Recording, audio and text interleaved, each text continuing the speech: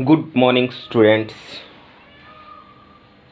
Today we discuss about some topics on journal entries. ठीक है बेटा, आज हम कुछ नए टॉपिक सीखेंगे जर्नल एंट्री के बारे में। आपका जो बिल्कुल नया टॉपिक, नेक्स्ट जो टॉपिक है आपका, वो है बेटा bad debts. What is the name of your topic? The name of your topic is bad debts. तो बेटा जो टॉपिक हम समझ रहे हैं, तो सबसे पहले तो हमें उसके बारे में पता होना चाहिए कि बैड डेट्स होता क्या है। बैड डेट्स का मतलब होता है बेटा जो पैसा डूब जाए। मतलब नहीं आया समझ में? भाई हमने क्या किया, वी सोल्ड द गुड्स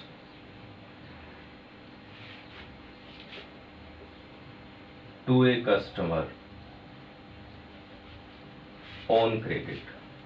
हमने किसी कस्टमर को ऑन क्रेडिट गुड्स जो हैं वो सोल्ड की थी, ठीक है, but the amount is irrecoverable. बाकी अब आपको उससे कोई भी पैसा नहीं मिलेगा, ठीक है।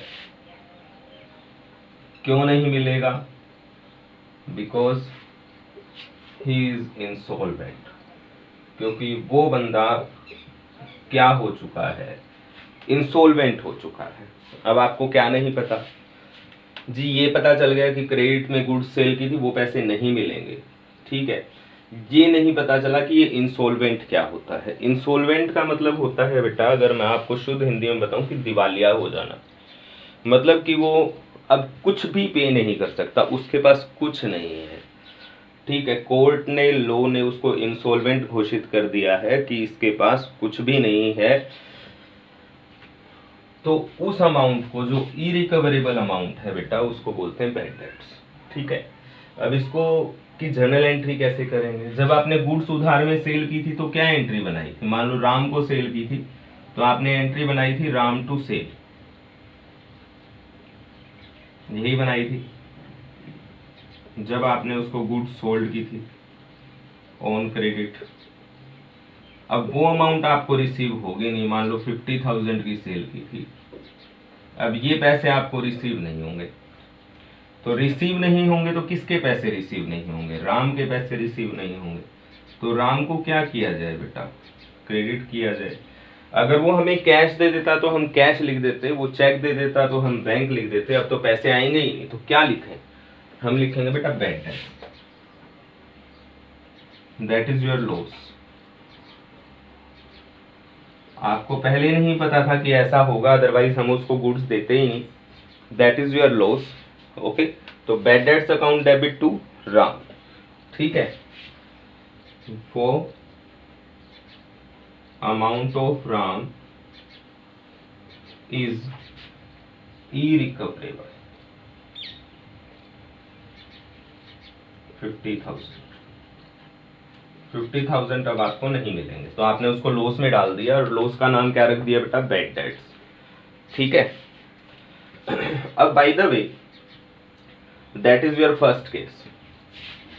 सेकंड केस में क्या हो सकता है कि जैसे कि 50,000 की सेल की थी, बाकी कुछ पैसे आपको मिल जाएं और बाकी के ना मिले, ठीक है। मान लो कि 20,000 रुपीज आपको रिसीव हो जाए और 30,000 रुपीज आपके इरिकवरेबल हो, तो क्या करोगे? ठीक है, बड़ी अच्छी बात है, कुछ तो आया। जो आया वो कैश में लिख देंगे, जो नहीं मिलेगा वो बैड डेट्स में लिख देंगे। नाम क्या है? राम। लेने कितने थे? 50। मिले कितने? 20। कितने नहीं मिलेंगे? 30। देन इज ओवर, ठीक है। That is your topic of bad dates. बड़ा सिंपल सा टॉपिक है बेटा। जिस पर्सन को हमने ऑन क्रेडिट सेल किया था उसकी अमाउंट अब हमें रिसीव नहीं होगी, that is called bad debts. तो हम क्या करेंगे? उस कस्टमर के अकाउंट को क्रेडिट कर देंगे और बैड डेट्स को डेबिट कर देंगे। Bad debts is your loss, and loss always debit. कुछ अमाउंट अगर रिसीव हो जाती है तो जो रिसीव हो गई वो कैश में आ जाएगी, बाई चेक आई है तो बैंक में आ जाएगी, है ना, और जो नहीं रिकवरेबल है वो बैड डेट्स में आ जाएगी और टू राउंड। ओके, अब हम इसमें थोड़ा सा चेंज करते हैं।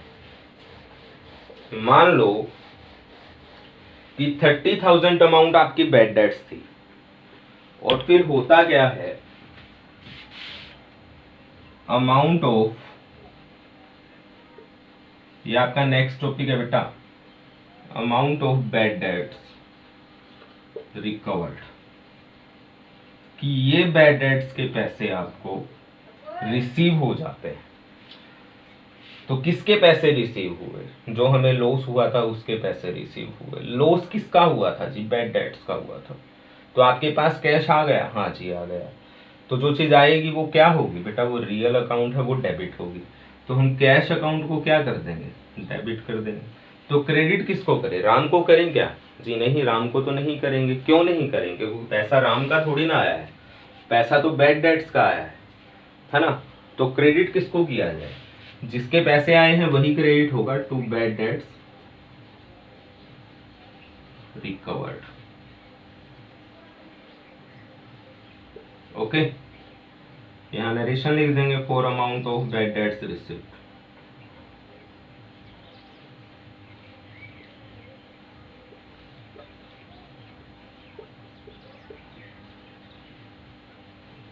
Then our topic is over. 30,000 डूबे थे, मान लो 30 के 30 आ गए तो 30 लिख देंगे। मान लो 15 आ गए 15 लिख देंगे। 10 आ गए 10 लिख देंगे। ओके आ गया होगा बेटा समझ में? आगे चलते हैं। कितने टॉपिक समझ में आए? दो। First is your bad debts and second is your bad debts recovered. Third topic study करते हैं बेटा, ध्यान से देखना कि आपने कोई एक्सपेंस पेड करना था और वो एक्सपेंस आपने पेड नहीं किया, उसको बोलते क्या है? हम पहले भी डिस्कस कर चुके हैं। That is your topic number 3, that is called outstanding expenses. ये कौन से एक्सपेंसेस होते हैं बेटा? विच एक्सपेंसेस इज ड्यू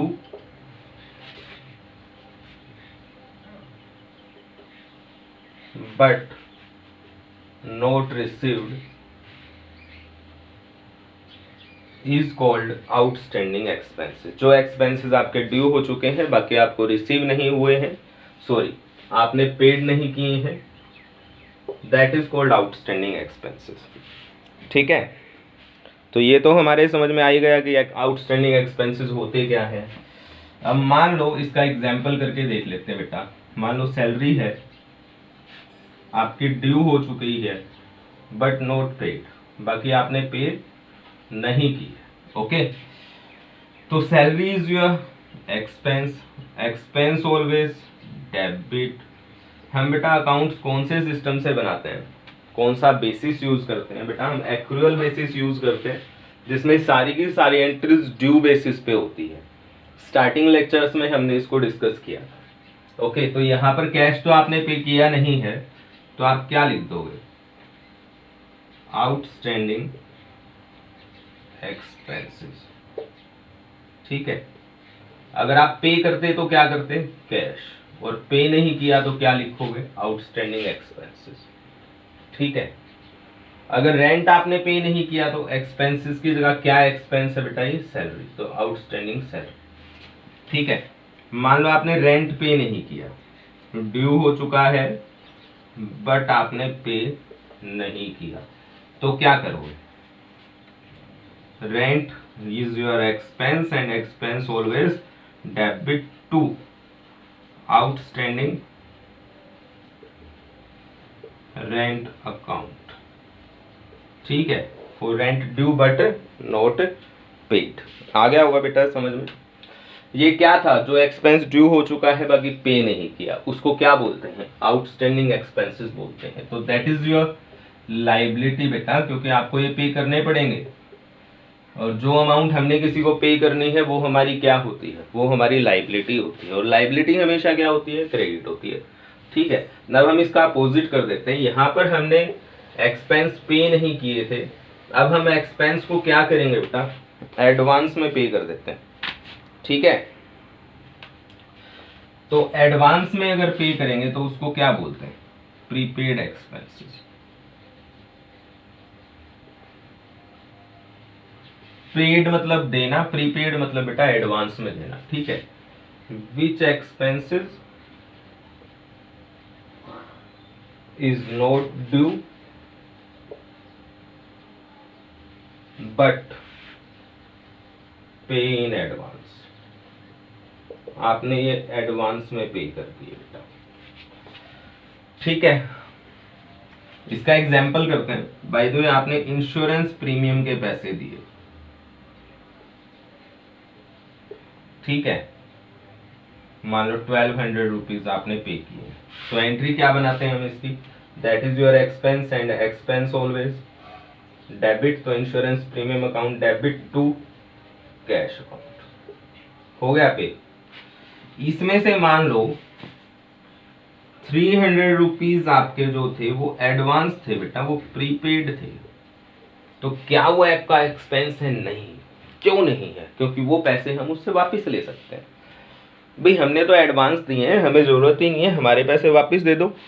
तो वो आपके लिए क्या है? That is your assets and assets always बेटा डेबिट। असेट्स हमेशा क्या होती है? डेबिट होती है। ये पैसे आप क्या कर सकते हो? वापस ले सकते हो। क्या नाम रखें इसका? प्रीपेड किया है तो प्रीपेड ही लिखेंगे। क्या है बेटा प्रीपेड? इंश्योरेंस प्रीपेड है। इसको क्या करें? डेबिट करें। टू, किस चीज को डेबिट किया था? इंश्योरेंस को। उसको क्या करना पड़ेगा? कम करना पड़ेगा।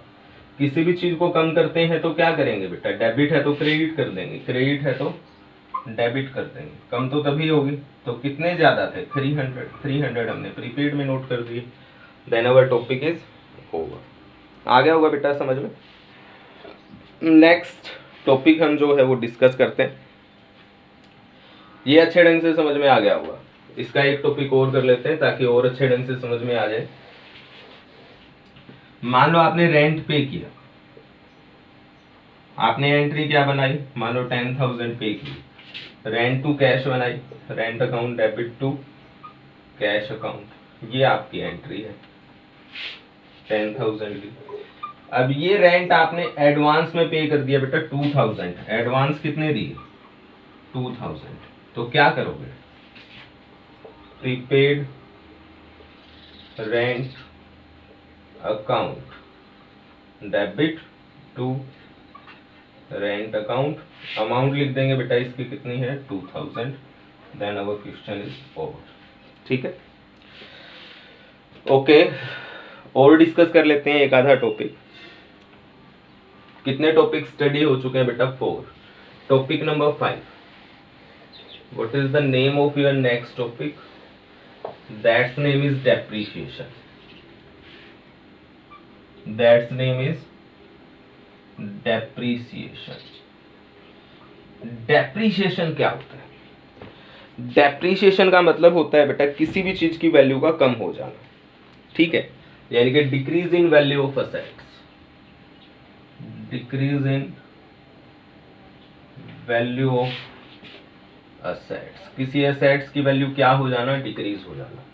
अब डिक्रीज क्यों होती है? क्योंकि वो आउट ऑफ फैशन हो जाती है, उसका ऑब्सोलेंस हो जाता है जिसको आउट ऑफ फैशन बोलते हैं, है ना। या फिर रेगुलर यूज के कारण उसकी वैल्यू डिक्रीज हो जाती है। एज एन एग्जांपल बात करते हैं बेटा, जैसे हम 60,000 की कोई बाइक लेके आए, अगर हम उसको आफ्टर 3 इयर्स सेल करेंगे तो क्या वो 60 की सेल होगी? नहीं, वो तो 30, 35 इतने की सेल होगी। तो बाकी वो आपने क्या कर लिया? बाकी जो बच गई वैल्यू वो आपने यूज कर ली। मान लो 35 की ही सेल होगी वो आफ्टर 3 इयर्स, तो 25,000 का आपने क्या कर लिया? यूज कर लिया, है ना। तो ये क्या है 25,000 बेटा? ये है डेप्रिसिएशन। ओके, अब जैसे कि मान लो कोई फर्नीचर था आपके पास, आपने 10,000 का खरीदा था, आपने सोचा ये 10 साल तक ही चलेगा, है ना। तो हर साल आपने कितने रुपए का फर्नीचर यूज कर लिया? 10 से डिवाइड करके निकालें तो हर साल हमने 1,000 का फर्नीचर यूज कर लिया, है ना। और जो फर्नीचर हमने यूज कर लिया 10 से डिवाइड क्यों किया? क्योंकि ये फर्नीचर 10 इयर्स ही चलेगा। 15 चलेगा तो 15 से कर देंगे, 5 चलेगा तो 5 से कर देंगे। ओके, दैट इज द वैल्यू ऑफ डेप्रीशिएशन। तो ये आपका क्या हो गया, आपने इतनी वैल्यू इसकी यूज कर ली, तो ये आपका एक्सपेंस हो गया बेटा, और एक्सपेंस हमेशा क्या होता है, डेबिट। तो डेप्रीशिएशन अकाउंट डेबिट। फर्नीचर आपकी क्या थी, असेट्स, कितने की थी, 10 की। तो अब आपने 1000 की यूज कर ली, तो 1000 फर्नीचर की वैल्यू बढ़ी या कम हुई, जी कम हुई। तो फर्नीचर आपकी क्या थी बेटा, असेट्स। असेट्स का कौन सा बैलेंस होता है, डेबिट। अगर इसकी वैल्यू कम करेंगे तो क्या करना पड़ेगा, क्रेडिट। तो 2 क्या हो जाएगा, furniture account, the value is 1000। Okay, आ गया होगा बेटा समझ में। Depreciation is your expense and expense always debit. Okay, और जिस चीज की वैल्यू कम हुई है वो क्या हो जाएगी, क्रेडिट हो जाएगी। बड़ा सिंपल सा टॉपिक है बेटा। एक क्वेश्चन और करके देख लेते हैं इसी का, ताकि और अच्छे ढंग से समझ में आ जाए। मान लो कि आपने क्या परचेज किया, आपने कार परचेज की 1 लाख की, और ये 5 इयर्स के लिए की, ठीक है। तो हर साल आप कितने रुपए की यूज कर रहे हो, 20,000 की यूज कर रहे हो। तो 20,000 इज द वैल्यू ऑफ डेप्रीशिएशन। तो एंट्री क्या बन जाएगी बेटा जी इसकी, depreciation account debit to car, the value is 20,000। आ गया, नरेशन क्या बनेगी, the value of car is depreciated. आ गया होगा समझ में, बड़ा सिंपल सा टॉपिक है। हाँ, परसेंटेज में भी हो सकता है। मान लो 1 लाख है, आपको बोल देगी हर साल आप 20% यूज कर रहे हो, तो 1 lakh multiply by 20/100, then that is equal to 20,000। Okay, आ गया होगा ये समझ में।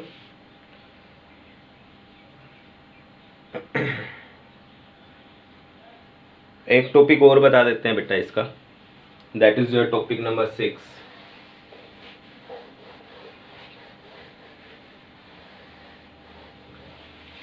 That's name is interest on capital।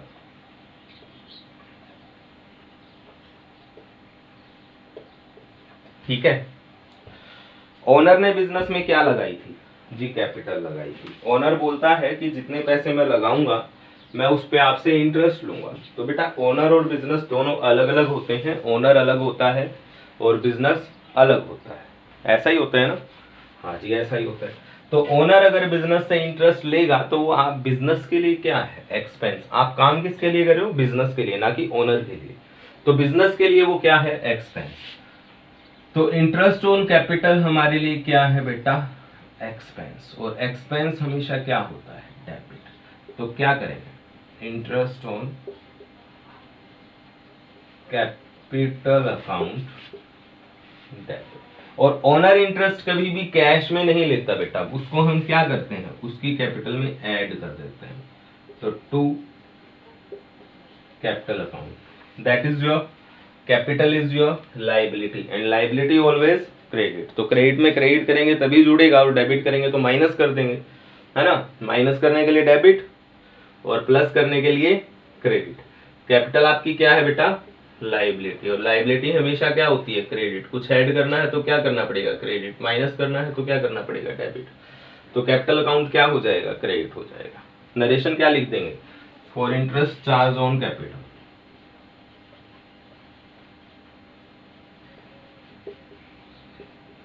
Okay, तो बेटा टोटल 6 टॉपिक्स आज हमने स्टडी किए हैं। फर्स्ट टॉपिक था आपका बैड डेट्स, है ना, जो पैसा डूब गया आपको रिसीव नहीं होगा। दूसरा है वो पैसे रिसीव हो जाते हैं। तीसरा आपने एक्सपेंस पे नहीं किया। फोर्थ आपने एडवांस में पे कर दिया। फिफ्थ था आपका डेप्रीशिएशन लग गया। और सिक्स था आपका इंटरेस्ट ऑन कैपिटल। ये 6 टॉपिक्स आप करोगे। एक टॉपिक और कर लें, है ना। चलो एक और करके देखते हैं। अब की बार क्या है, ओनर ने क्या कहा था, ओनर ने कहा था कि जी मैं आपसे क्या लूँगा, इंटरेस्ट लूँगा। तो हमने भी उसको क्या कहा कि ठीक है जी, जो पैसे आप हमसे लेके जाओगे हम भी उस पर आपसे इंटरेस्ट लेंगे। वो हो गया क्या, इंटरेस्ट ऑन लोन। तो ये आप क्या करोगे, ये आप रिसीव करोगे बेटा। किससे रिसीव करोगे, ओनर से रिसीव करोगे। तो ये पैसे बिजनेस में आएंगे, तो ये बिजनेस की क्या हो गई, इनकम। ओनर के लिए एक्सपेंस है, हमारी तो इनकम है, हमें ओनर से कोई मतलब नहीं। और इनकम हमेशा क्या होती है बेटा, क्रेडिट। तो कर देते हैं credit to interest on drawing account. किस चीज पे इंटरेस्ट लगाया है, ड्रॉइंग पे, तो बेटा वो डेबिट हो जाएगा। For interest charge on drawing. ठीक है, सिंपल सा टॉपिक है, आ गया होगा समझ में। टोटल कुल मिलाकर के आज हमने आपको 7 टॉपिक्स बताए हैं बेटा। ये 7 टॉपिक्स आप स्टडी करोगे, इसकी प्रैक्टिस करोगे, फिर भी आपको कोई प्रॉब्लम आती है तो हम डिस्कस करेंगे उसके बारे में। ठीक है ना, ओके बेटा।